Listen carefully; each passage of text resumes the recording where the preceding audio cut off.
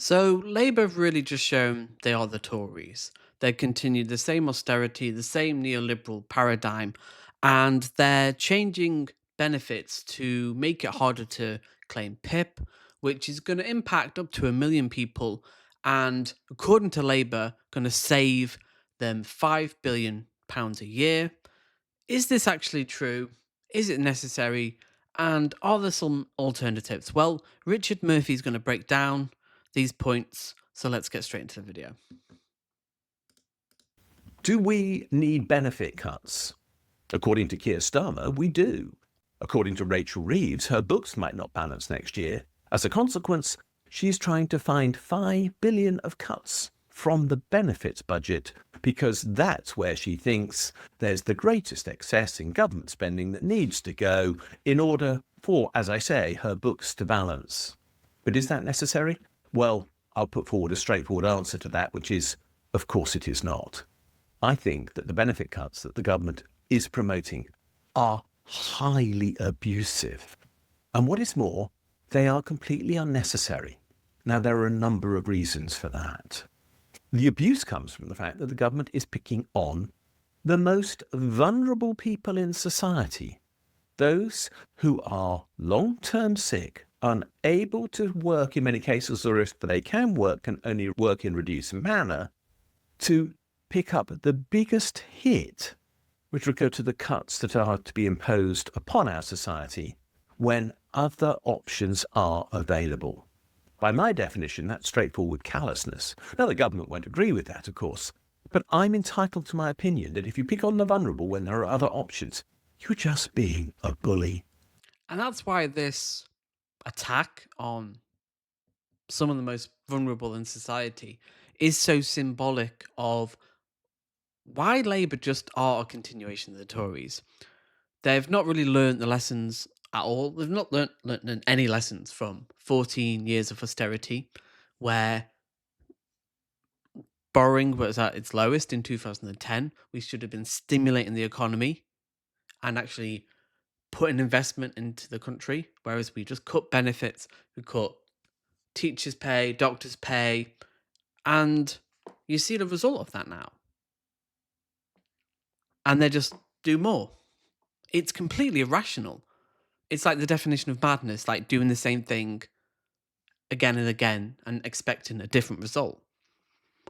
And this has wider consequences in terms of how disabled people are treated in society, how we view people, these people. Like, you kind of give permission to cede ground to the right that these people, like, don't deserve it. Like, you kind of only have utility in society when you can work. These kind of aren't people in a way. And it's deeply depressing coming from Labour because they are just the same old, same old. Like, no one likes Keir Starmer really now. And I think this will be the death knell, the final nail for Labour, because they're just not delivering. Like, by their own standards, they've had 8 months and this is their priority. It's kind of sick in a way. And I see Keir Starmer, Rachel Reeves, Liz Kendall, the Secretary of State responsible for these cuts. I see all of them as bullies. When we talk about why it's unnecessary, let's be clear. First of all, we don't need cuts. There is no reason for the government to balance its books. The idea that book balancing is a necessary part of government is just a myth. It's a fictional creation put forward by neoliberal economists who want to shrink the size of the government. They hate government. The whole ethos of neoliberal thinking is that the market is always right, the government is always wrong.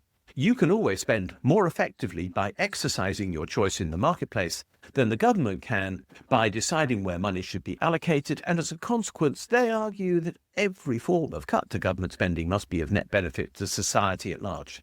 And this is a false analogy or equivalency of the individual. They say, like, governments have to balance, like you would at home, you have to balance your budget, but it's completely different. Like, the idea, like, okay, you would cut food. Okay, I'm not going to have any food. Like, there are certain necessities, and helping disabled people, the most vulnerable, is a necessity. Like, Why are they not going after the wealthy? That's the question. Why? What is Starmer so scared of? Obviously, it's the power, the influence, the right wing media, but he's getting attacked anyway. Like, I keep saying this, like, they're going to attack you. They think you're a communist. They think you're a communist because of reasons. Spend more, stimulate the economy, actually do something different because you are a Tory. Like, can you tell me if I have any Labour supporters in the comments, tell me the difference economically between Labour and Tories right now. Like, what is the difference? Like, how are they going to stimulate the economy? It's complete nonsense because it assumes that everyone has access to the market. The whole point of benefits is to support the most vulnerable members of our society, and we pay them because we create a social safety net to ensure that everyone can be included in the benefits of living in this country in a way that they will not suffer from exclusion when the market fails to provide them with an income. A point that neoliberal economists never think about because they presume that markets are perfect and therefore everyone will have the income that they need. But where markets fail to provide people with Yeah, and that's something that neoliberalism doesn't take into account, or we don't talk about the amount of people who are in work who need to be topped up or supplemented by universal credit, housing benefits, like child benefits, like our economy, we're being like people are being subsidized by the taxpayer. Like, this isn't a sustainable system. People aren't being paid enough by their bosses, and that's where really we need to think about, okay, how do we change the paradigm where bosses are paying their workers properly, where they're not dependent on universal credit and benefits, instead of going for the most vulnerable in society. But Labour won't even talk about that because that means then you've got to talk about, okay, exploitation of labour, why people aren't paid properly, why wages haven't kind of gone up with housing costs, inflation, how, people are really struggling. Are they talking about that? No, they won't, because they can't, because the neoliberal system kind of doesn't let them. an income, then benefits make good the deficit. But if you're a pure neoliberal, you don't believe that is really necessary. You believe, as it is very clear that Starmer and Reeves and Kendall do, that those who are out of work are skiving, in essence. Maybe they've never met a person with a disability. Maybe they've never met a person with mental ill health. Maybe they've never met a person with autism so severe that they really can't function inside a normal workplace and jobs aren't available for them. Maybe they just don't understand.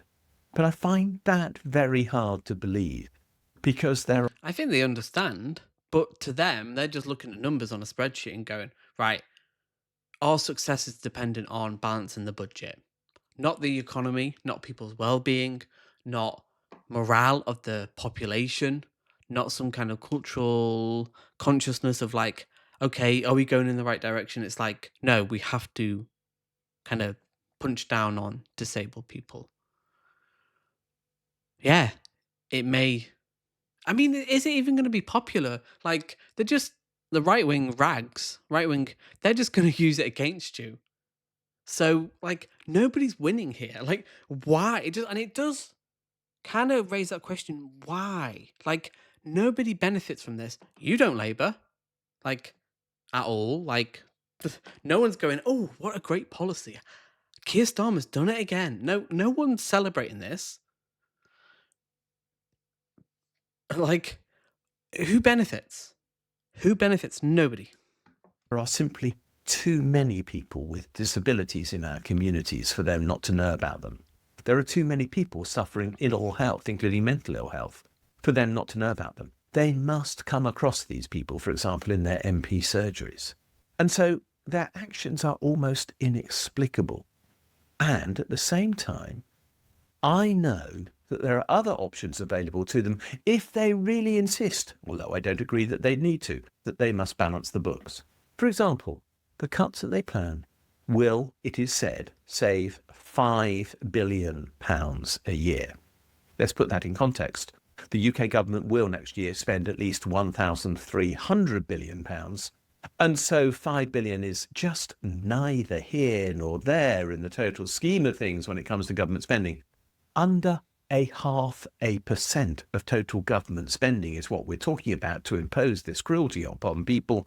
But if you did need another £5 billion, there are ample ways to find it. For example, And this is why it is a symbolic act of cruelty, because they know they could get it many other places. They know what they're doing. It's a political choice. When you attack the most poor, like austerity did under Tories, as opposed to taxing the wealth and taxing the wealthy, you know what decisions you're making, because you always have to make compromises. There has to be decisions like what's going to be cut, where are we going to raise spending, military spending for Ukraine, so what needs to be cut. But why the most vulnerable? Like, that's, again, they're an easy target, obviously, for a certain demographic. People like it. Daily Mail readers, they like it. They see the scroungers. But it's just making our politics more divisive. And they are a right-wing party de facto. Like, what is progressive about them? Like, economically.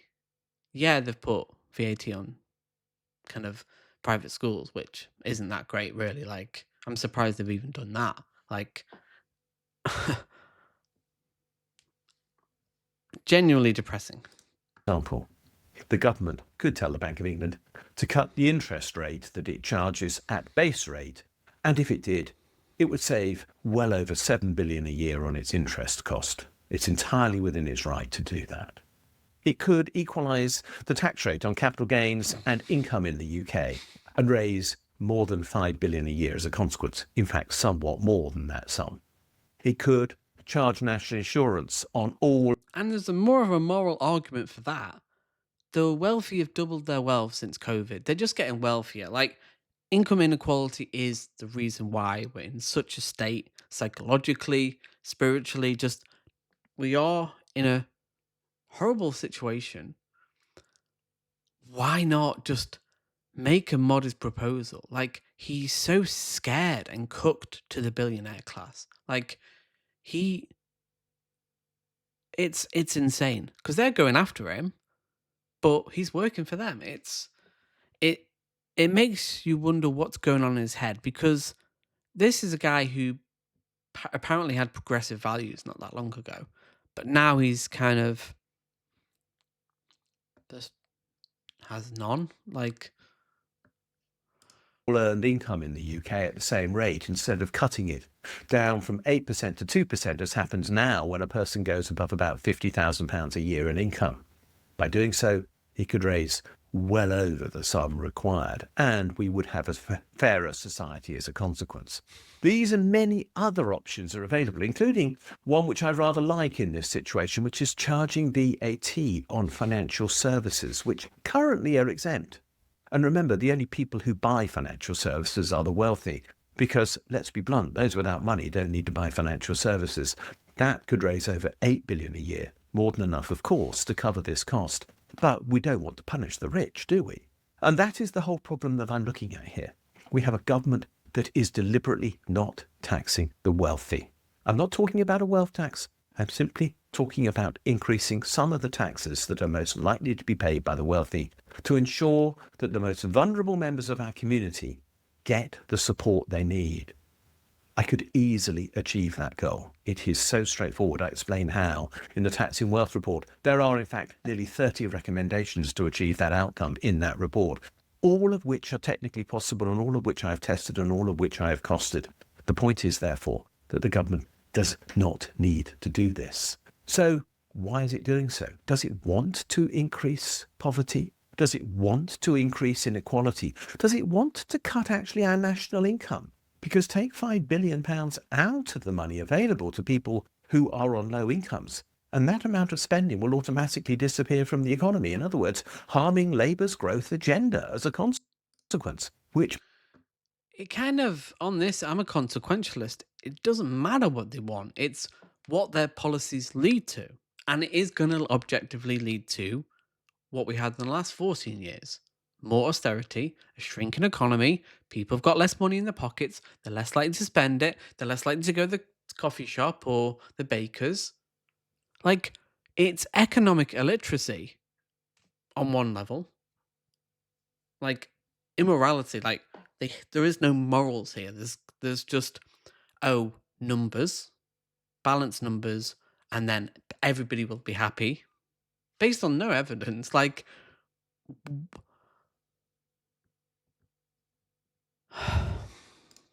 makes no sense at all. Does it want to increase the climate of fear in which people live? Because let's be clear about it. There, but for the grace of God, go many of us when it comes to on some unconscious level, maybe. Like, what are they thinking? Like, they've got their conscious decides, but what, by moving to the right and ceding ground on immigration, ceding ground on benefits cuts, ceding ground on like public sector cuts, like, what do they think they're gonna like? Do you think the right wing are just gonna be like, oh, Labour are great, like, welcome them with open arms? What like, again, who benefits? disability, we do not know whether we might get cancer and need support as a consequence. We do not know when or if we might get mental ill health. And 1 in 4 of us will at some time in our life suffer serious mental ill health. We do not know when such things might happen. We could simply suffer an accident and therefore be unable to work in the same way that we once did and require support. But all of these things are being ignored by Labour, and yet they do increase, as I say, the climate of fear. And the consequence is that we end up with a worse society. And for Labour, that has a further knock-on consequence, because the credibility of their MPs, who are all supposedly elected by a party that puts equality at the centre of its supposed thinking, is shattered by a change like this. Because you can't pick on those with disabilities and at the same time support those with wealth with favourable tax regimes and claim that you are in favour of equality, when very clearly you're promoting inequality. So there are things that you could do about this. You could, and I often suggest this, write to your MP. They do notice how much correspondence they get on every issue. They're easy to find. Just go onto the Parliament website and ask, who is your MP? And they will give you all the contact details. You just put in your postcode to find them. Write to your local newspaper, talk to your local radio station. Take whatever actions you need to support people. Share media that is critical of these cuts. Share stories. If I thought he said something else. you are one of those who benefits, anonymise it if necessary. But make sure that people know, because that is vital. There's a massive narrative going around, which I hear too much of, where it is said that those on benefits, and disability benefits in particular, are skivers and shirkers, something so heavily promoted by George Osborne a decade ago. He'd obviously never met somebody who was ill. He'd obviously never met somebody who needed financial support. He'd obviously never met somebody who struggled to make ends meet, because they were literally suffering the excess costs which disabilities normally impose upon people. But he created this narrative, this abusive narrative, which we hear around us. Have the courage to speak out is what I suggest, because we need to, on behalf of those of whom we might be one day, and we have no way of knowing. My point is, keep coming back here to get updates, subscribe if you're interested, but more importantly, share material that is supporting those who need help, and tell your Labour MPs in particular that what they're doing is wrong. Because that's essential if we are to change the way that they think about this critical issue, which is going to create so much unfairness in our society. Do we need benefit cuts? And it comes back to the discussion we were having with Elon Musk and empathy. This ties directly to a society that is built on the well being of people, empathy, and making people's lives, or making more wealth for the wealthy, lining their pockets, making the government smaller. That means businesses have less regulations, less taxes, and more power over our lives. And the government's not perfect, but by focusing on massive cuts, disenfranchising the most vulnerable, like, when do people start pushing back? When do people realize, wait a minute, they're coming for me next? So hit the like button and I'll see you in the next video.